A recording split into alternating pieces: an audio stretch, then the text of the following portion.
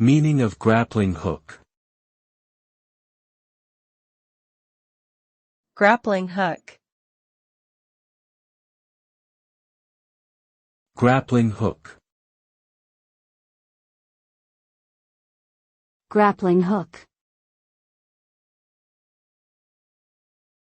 Grappling hook. A grappling hook is a tool that is commonly used in climbing and rescue operations.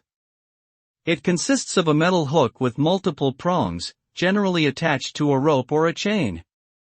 This tool is used to anchor onto a surface, such as a rock face or a building, allowing a climber to pull themselves up or to secure themselves in place.